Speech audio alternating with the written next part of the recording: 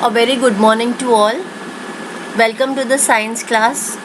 In the previous class, we have studied changes. Now we are further going to study about what we actually mean by different changes. Now you can see in the diagram, there are some pictures of different types of changes.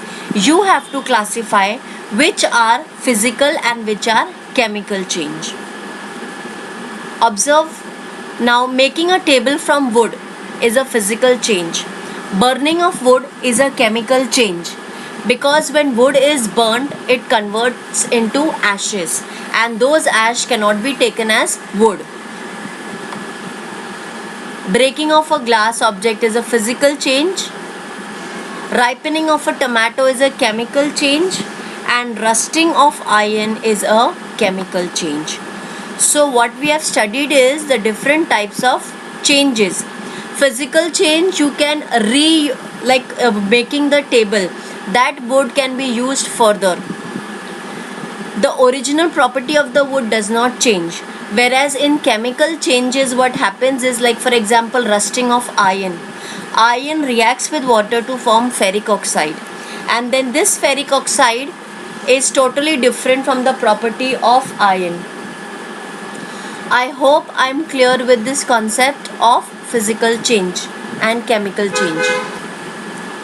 Now we will try one experiment. You can see an evaporating dish.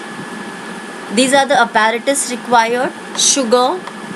We have a burner, a tripod stand. Now what we are going to do is, the procedure is, take some sugar in an evaporating dish. Place the dish on a tripod and heat it. Observe the changes taking place in a sugar.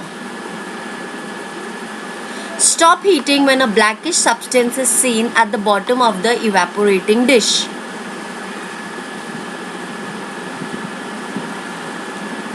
What kind of a change does the above process bring about? Now the sugar crystals have turned blackish. So it is a chemical change. The original properties of the sugar is totally lost due to supply of heat, and this effect is a permanent change. A further type of change what we are going to study is corrosion.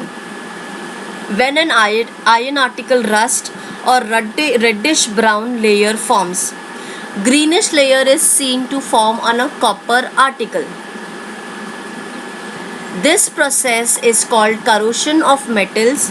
Things become weak due to corrosion.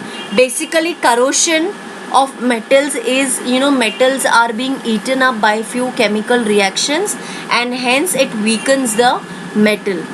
Now, corrosion is caused by oxygen, moisture, vapors of chemicals in the air. Hence, corrosion is an example of chemical change.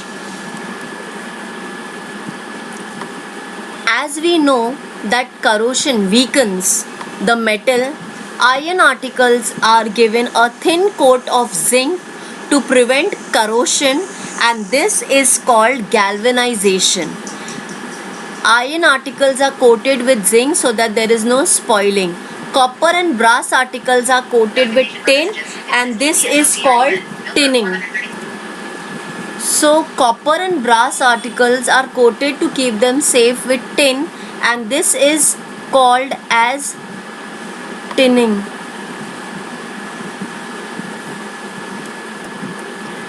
In this age of technology, a new process called powder coating has been developed. Now this powder coating is for the safety. Coats of various colors are applied on metals like iron and aluminium. You can see how the powder coating takes place. They prevent corrosion of the metal. So we have seen what is corrosion and how corrosion can be avoided. While classifying changes, we take into account only criteria at a time.